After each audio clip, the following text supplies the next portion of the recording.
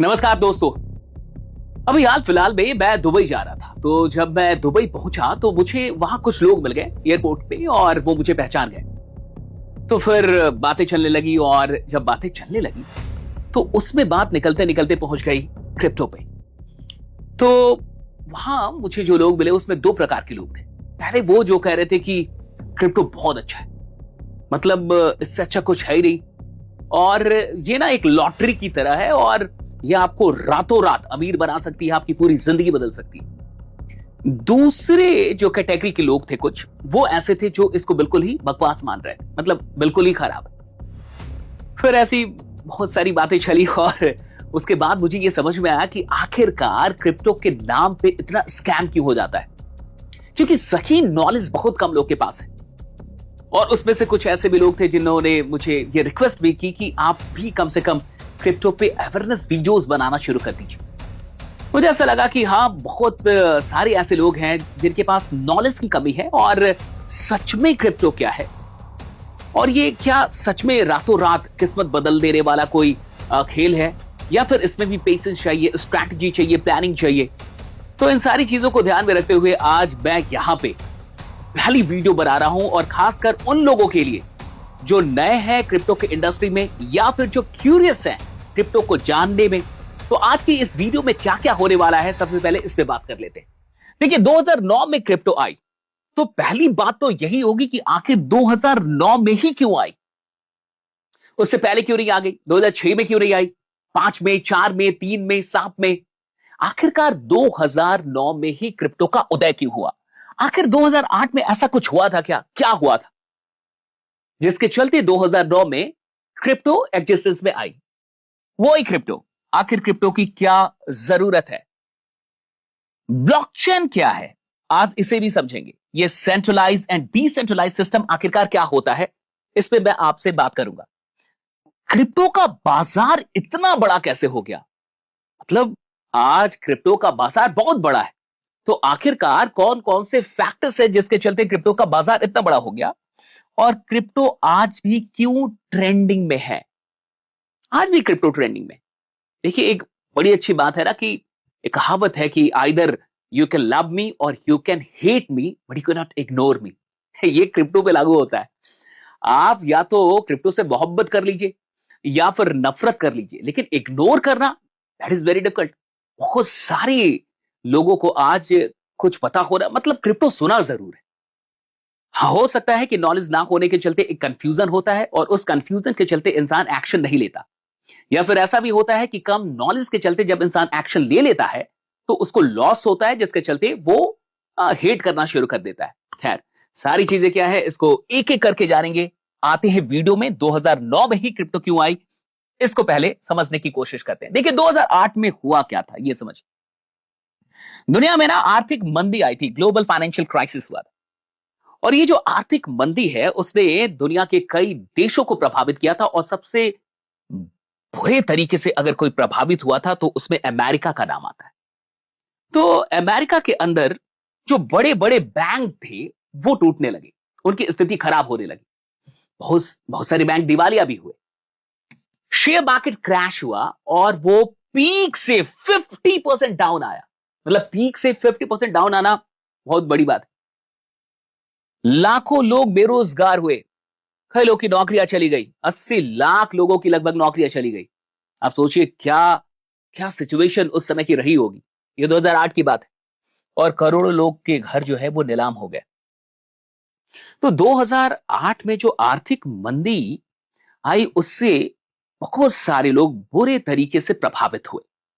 अब होता क्या है आगे कि 15 सितंबर 2008 को लेमन ब्रदर्स, जो कि one of the biggest investment banks of America है, अमेरिका की सबसे बड़ी इन्वेस्टमेंट बैंक में से एक, वो दिवालिया हो जाती है 15 सितंबर 2008 को। अब ये जो पूरा सिचुएशन ऐसा हो जाता है कि इसको बचाने के लिए, अमेरिका को बचाने के लिए 700 अरब डॉलर का बेल आउट पैकेज सरकार तैयार करती है।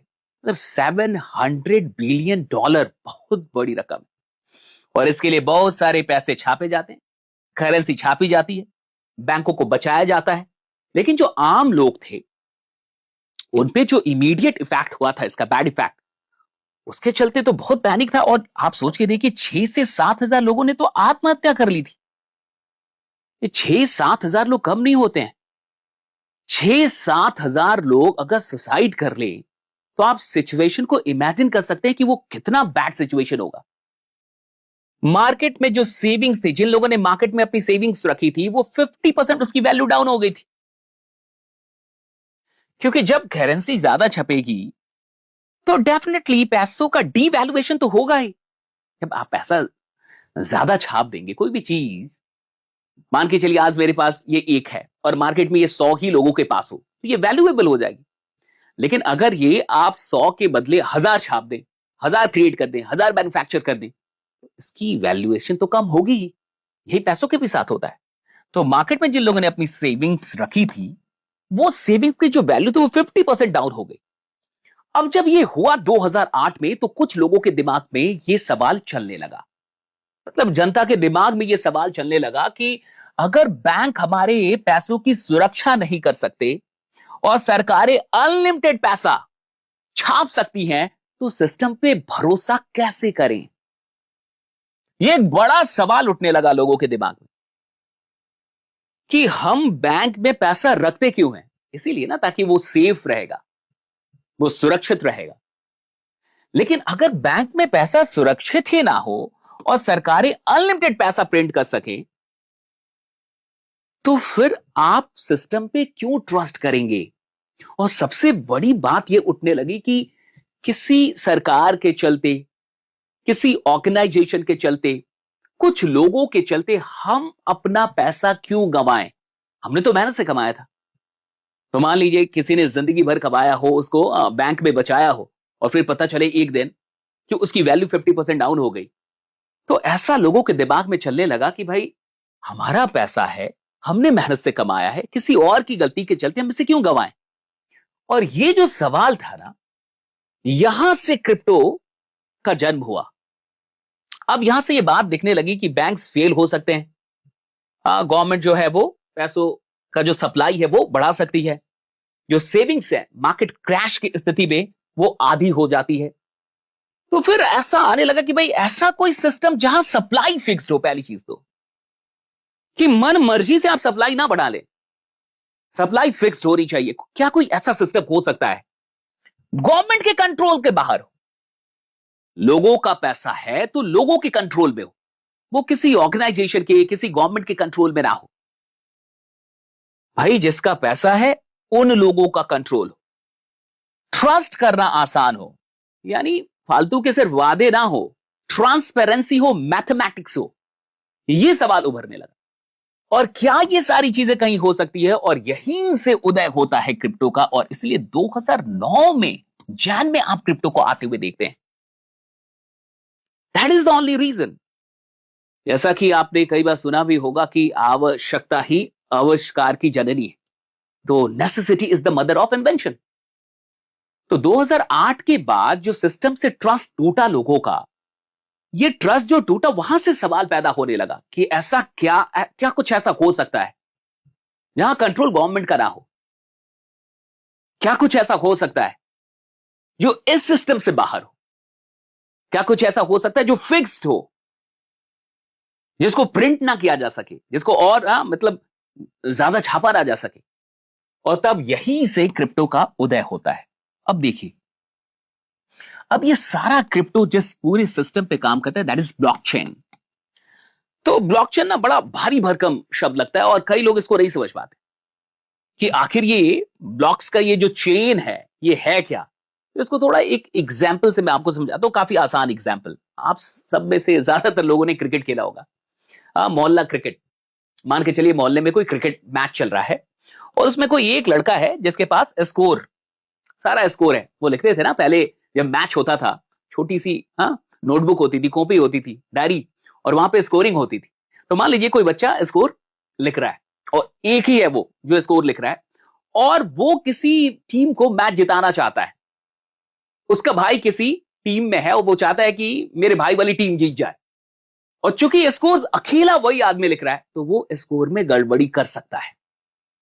और अगर आपको याद हो तो कई बार तो लड़ाई हो जाती थी। फिर बाद में क्या होता था कि दोनों तरफ स्कोर लिखे जाते थे, इस टीम वाला भी स्कोर लिख रहा है और इधर वाला भी, दोनों तरफ लोग। और फिर क्या होता है, दोनों को एक साथ बैठा दिया जाता था, फिर भी लड़ाई हो जाती थी कि भाई तू भी यही बैठ, और ये इधर इधर इधर से टीम का एक आदमी और इधर की टीम का एक आदमी, और दोनों मिलकर लिख रहे हैं, दोनों के पास अपनी अपनी। तो एक सिचुएशन है कि एक ही आदमी अगर स्कोर लिखे और वो चाहे किसी टीम को जिताना, तो स्कोर बदल सकता है, गड़बड़ी कर सकता है। लेकिन मान के चलिए हर खिलाड़ी के पास मोबाइल फोन है और सबके मोबाइल में स्कोर लिखा जा रहा है, सब लिख रहे हैं, तो बताइए क्या अब चांस है कि चीटिंग हो पाए? सबके पास कॉपी है, हाँ, कोई अकेला कंट्रोल ही नहीं कर रहा, और चीटिंग लगभग इम्पॉसिबल है। अब यही ब्लॉकचेन है, एक आदमी के पास कंट्रोल है ही नहीं, एक आदमी मालिक है ही नहीं। दूसरा एग्जाम्पल देखिए, मान के चलिए कोई लाइब्रेरी है और किसी लाइब्रेरी में 100 किताबें हैं। अब इन किताबों का जो सारा रिकॉर्ड जो है वो एक लाइब्रेरियन के पास है, कोई एक लाइब्रेरियन है जिसके पास रिकॉर्ड है। मान के चलिए वो किसी रिकॉर्ड को मिटा दे, रिमूव कर दे, हटा दे, फिर तो गड़बड़ी हो जाएगी। मैं कोई किताब लेके जाऊं और वो रिकॉर्ड से ही हटा दिया जाए, तो हो गई ना गड़बड़ी। लेकिन अब मान के चलिए कि हर मेंबर के पास कोई मास्टर लिस्ट कॉपी हो कि कितनी किताबें थी, कौन लेके गया, सबके पास हो, कहां से गड़बड़ी करेंगे? आप नहीं कह सकते ना कि ये बुक तो यहां की है ही नहीं, भाई सबके पास कॉपी है, सब लोग देख लेंगे। कितने लोग को आप खरीदेंगे, कितने लोग भ्रष्ट होंगे, सबके पास है। तो यही ब्लॉकचेन है जहां पे जो पावर जो है वो कहीं एक जगह पे नहीं, एक हाथ में नहीं, इसे समझना होगा। अब देखिए, आखिर डिसेंट्रलाइज अगर आप समझना चाहते हैं तो पहले यह समझ जाइए कि सेंट्रलाइज सिस्टम क्या है। वो decentralize, blockchain is a decentralize system. Centralize system क्या है और डिसेंट्रलाइज सिस्टम क्या है, यह समझिए। जैसे मान के चलिए कोई शहर है, आपका शहर है, और वहां पानी की सिर्फ एक ही टंकी है, एक टैंक है, और उसी से पूरे शहर में जितने भी घर हैं सबको पानी जाता है।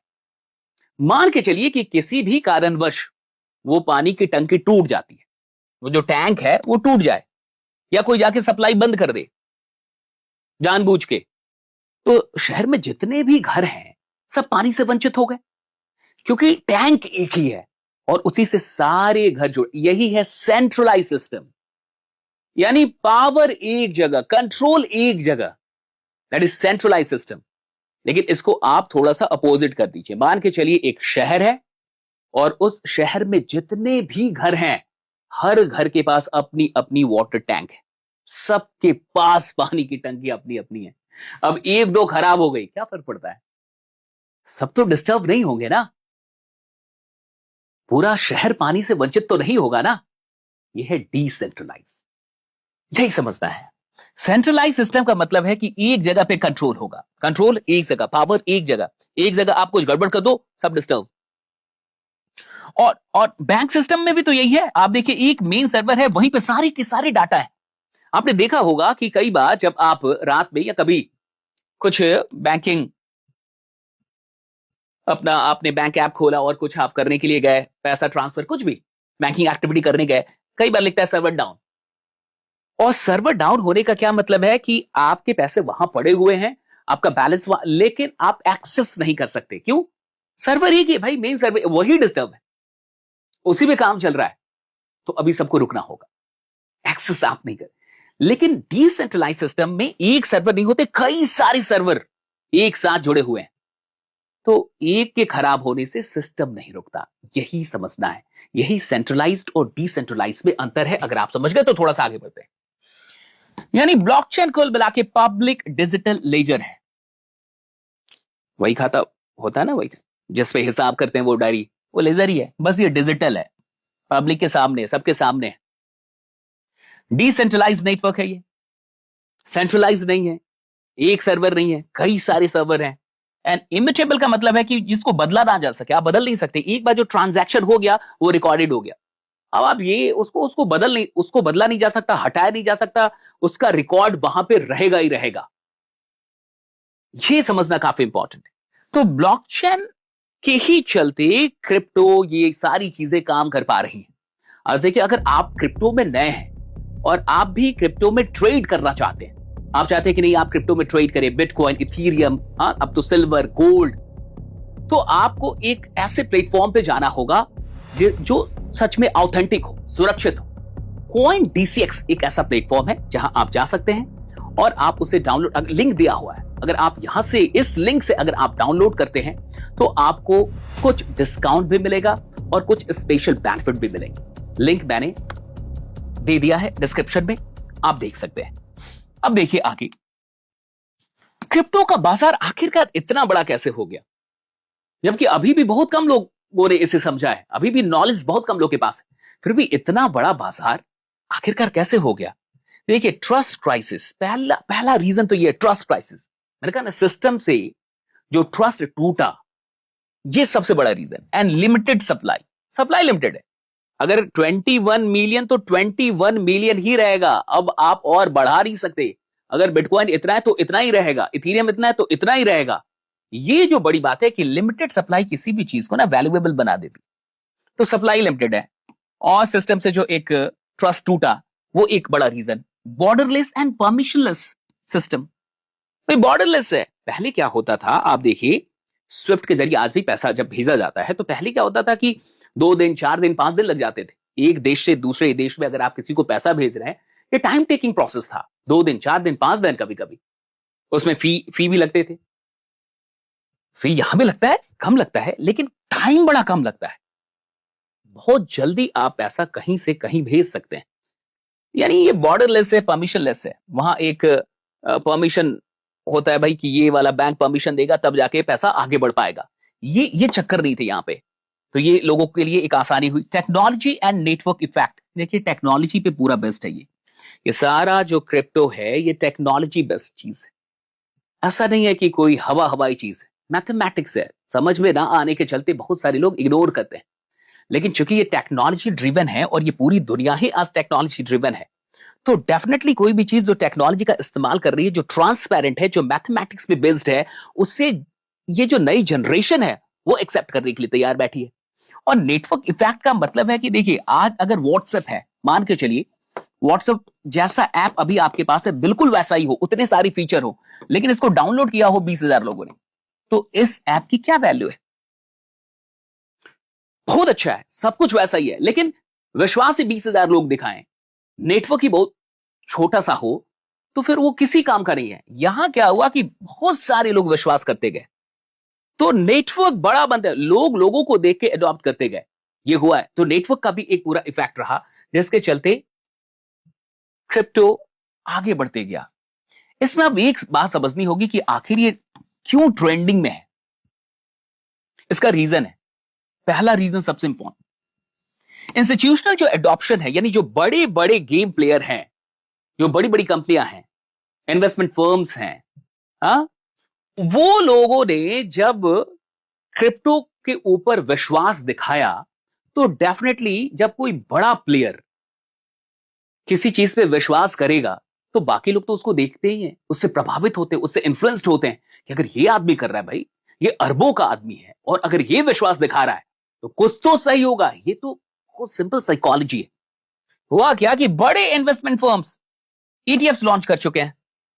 अब देखिए, ब्लैक रॉक, अगर आप जानते हैं ब्लैक रॉक क्या है, दुनिया की सबसे बड़ी एसेट मैनेजमेंट कंपनी, दुनिया की सबसे बड़ी एसेट मैनेजमेंट कंपनी 2024 में अपना bitcoin ETF, spot bitcoin ETF launch करती है।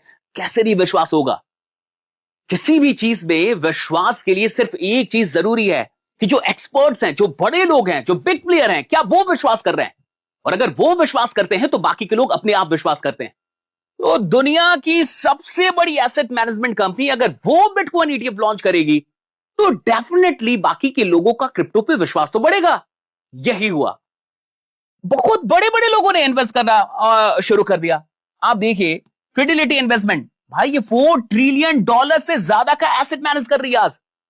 $4 ट्रिलियन प्लस का एसेट मैनेजमेंट जो कर रही है जो कंपनी फिडिलिटी, और वो अगर बिटकॉइन ईटीएफ लॉन्च कर दे, तो वो यानी इन्वॉल्व तो कर गई ना, उसने इस सिस्टम पे, इस पूरी पद्धति पे अपना विश्वास दिखा दिया। तो जब इतने बड़े लोग विश्वास दिखाएंगे, तो बहुत ही सिंपल सा रूल है कि जहां बड़े लोग विश्वास दिखाते हैं वहां भीड़ अपने आप विश्वास करने लगती है। ये हो गया आर्क इन्वेस्ट, ये सब वही है भाई, सब बिलियन डॉलर वाले लोग। ऊपर से लोग देखिए तो एलन मस्क, भाई ऐसे ऐसे लोग हैं। हाँ, माइकल सेलर, आप देखिए बिलियन डॉलर का इनका इन्वेस्टमेंट पड़ा हुआ है। फिर जैक डॉर्सी को अगर आप जानते हैं, ट्विटर के को फाउंडर, ये तो ब्लॉक इंक ही चला रहे हैं। तो ऐसे ऐसे बड़े लोगों ने और बड़ी जो इंस्टीट्यूशंस हैं, हाँ, जो इन्वेस्टमेंट फर्म्स हैं, उन लोगों ने अपना विश्वास दिखाया, जिसके चलते क्रिप्टो मतलब आज भी ट्रेंडिंग में है और इस पे और विश्वास बढ़ता चला गया। अब देखिए दूसरा कारण है डिजिटल जनरेशन। ये जनरेशन कैसी है? आज हर चीज डिजिटल है। बिना इंटरनेट के क्या आप अपनी जिंदगी का इमेजिनेशन भी कर सकते हैं? Can we imagine life without internet? क्या 2026 में हम जिंदगी को बिना इंटरनेट के इमेजिन भी कर सकते हैं? जीना तो बहुत दूर की बात है। आप चाहे ना चाहें, आपके पास एक स्मार्टफोन रखना मजबूरी है, वहां इंटरनेट रखना मजबूरी। तो ये डिजिटल जनरेशन है, हर चीज डिजिटली अवेलेबल है। अब दुनिया दो हो गई है यहां पे, एक फिजिकल और एक डिजिटल। आप दो दुनिया में रहते हैं, एक फिजिकल दुनिया और एक डिजिटल दुनिया। फिजिकल दुनिया कौन सी है और डिजिटल दुनिया कौन सी है? सिंपल बात, जिस वक्त आप मोबाइल के साथ नहीं है आप फिजिकल दुनिया में है, और जिस वक्त आपके हाथ में मोबाइल है और इंटरनेट ऑन है आप डिजिटल दुनिया में है। अब सोच के देखिए, एक इंसान अगर 24 घंटे हम लेके चले एक दिन में, तो 24 घंटे में 10 घंटे, 14 घंटे, मुझे लगता है 12 घंटे कम से कम वो कहां पे है? उसके हाथ में मोबाइल है और वो इंटरनेट, यानी वो डिजिटल दुनिया में है। जब एक आम इंसान 24 घंटे में से 10 घंटे, 12 घंटे, 14 घंटे डिजिटल दुनिया में होगा, तो डिजिटल दुनिया का कोई भी प्रोडक्ट डेफिनेटली उसकी डिमांड बढ़ेगी। और क्रिप्टो है ही डिजिटल करेंसी। तो जब दुनिया के अरबों लोग अपना 10 घंटे, 12 घंटे, 14 घंटे डिजिटल दुनिया में बिताएंगे, तो डिजिटल करेंसी कैसे नहीं अडॉप्ट, कैसे लोग उसको अडॉप्ट नहीं करेंगे? उसकी वैल्यू कैसे नहीं बढ़ेगी? तो कोई भी चीज जो आज डिजिटल एसेट है, जो डिजिटल करेंसी है, डिजिटल एसेट है, चाहे वो एनएफटी हो चाहे और भी चीजें, उसको लोग धीरे धीरे क्यों स्वीकार कर, है ही वहां ना भाई। जब मैं हूं डिजिटल दुनिया में तो मैं फिजिकल क्या देखूं? जब मैं, मेरा टाइम ही वहां जा रहा है, तो वो देखना तो मेरी मजबूरी है, वहां जाना तो मेरी मजबूरी है। मैं जहां रहूंगा वही तो पहुंच पाऊंगा। इसलिए आज के डेट में ये भी एक बात बहुत सच है कि वो बिजनेस जो आज इंटरनेट के ऊपर नहीं है, या जिनका डिजिटल एक्जिस्टेंस नहीं है, वो है ही नहीं और वो रहेंगे भी नहीं। इसलिए हर बिजनेस को धीरे धीरे आप देख रहे हैं कि वो डिजिटल प्रेजेंस अपना बना रहा है। चाहे बिजनेस हो चाहे इंसान हो, अगर डिजिटल प्रेजेंस नहीं है वो कहीं भी नहीं है। तो ये दूसरा रीजन है कि डिजिटल जनरेशन है। तीसरा है इन्फ्लेशन फियर। जब भी महंगाई बढ़ेगी तो सेंट्रल बैंक्स क्या करते हैं? करेंसी सप्लाई बढ़ा देते हैं। तो करेंसी सप्लाई जब भी बढ़ेगा तो फिर लोग कहां जाएंगे? लिमिटेड एसेट्स की तरफ भागेंगे। आप देखिए गोल्ड, सिल्वर, इन सब चीजों का भी दाम कब, जब दुनिया में कुछ वॉर चले, कोई ऐसा संकट का टाइम चले, इन्फ्लेशन बढ़े, बैंक जो है, जितने भी सेंट्रल बैंक है, वो नोट ज्यादा छापने लगे, करेंसी की सप्लाई बढ़ा दे, तो फिर इंसान चाहता है कि हम लिमिटेड एसेट की तरफ जाएं। और वो लिमिटेड एसेट में आपके क्रिप्टो के भी कुछ कॉइन आते हैं जो लिमिटेड एसेट है, इसलिए लोग उधर अट्रैक्ट होते हैं। तो ये रीजंस है क्रिप्टो के ट्रेंड में रहने का। अब थोड़ा देखते हैं क्रिप्टो क्या है। कुछ लोग को ऐसा लगता है कि क्रिप्टो जो है वो गारंटीड शॉर्टकट है। कुछ लोगों को लगता है ये रिस्क फ्री है। कुछ लोगों को लगता है ओवरनाइट रिच स्कीम। वो लोग याद है ना दुबई के एयरपोर्ट पे जो मुझे मिले थे, बोले ओवरनाइट सर, अरे पूरी जिंदगी बदल जाती है रातों रात। भैया ये कुछ भी नहीं है।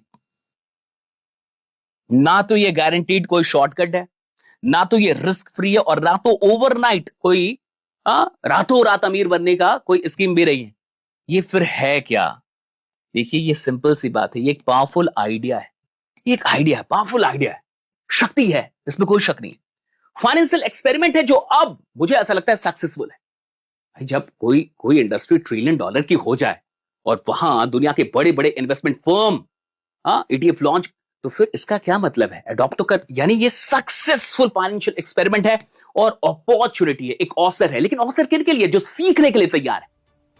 अवसर किन के लिए है? जिनकी क्यूरोसिटी, जिनके अंदर क्यूरोसिटी है कि मैं सीखूं। बिना सीखे अगर आप किसी भी बाजार में जाएंगे, बाजार लात मार के भगा देगी, लॉस ही मिलेगा। प्रॉफिट, वो तुक्के से प्रॉफिट मिल जाए, इसका ये मतलब नहीं कि कोई इंसान एक्सपर्ट हो गया। यही होता है, चाहे वो शेयर मार्केट का बाजार हो, चाहे वो ट्रेडिंग, कहीं भी आप चले जाओ, किसी भी बाजार में, किसी भी फील्ड में, वही इंसान अपनी जिंदगी में किसी भी बाजार में मुनाफे में रहता है जो सीखता है, जो सीखने में विश्वास करता है। तो कई ऐसे लोग हैं, देखिए क्रिप्टो के लिए बहुत ऐसे लोग हैं जिनके पास नॉलेज नहीं है। तो बिना नॉलेज के, आधे अधूरे नॉलेज के साथ जब आप बाजार में जाएंगे तो डेफिनेटली आप हारेंगे। इसलिए पहले सीखिए। आप जितना सीखेंगे, ये अपॉर्चुनिटी है, लेकिन सीखने वालों के लिए अपॉर्चुनिटी। और बाकी अगर आपको ये वीडियो अच्छी लगे तो और भी आपके जो फ्रेंड्स हैं, जो क्रिप्टो के बारे में जानना चाहते हैं, जो इंटरेस्टेड हैं, जिनको ये एक अपॉर्चुनिटी लगती है, उनसे ये वीडियो शेयर कर दीजिए। और मैं आगे किस टॉपिक पे वीडियो बनाऊं, ये भी कमेंट में जरूर मुझे लिख के बताइए। और बाकी अपना ख्याल रखिए, बने रहिए, जमे रहिए, क्योंकि आपका जीतना सुनिश्चित है। Thank you so much everyone.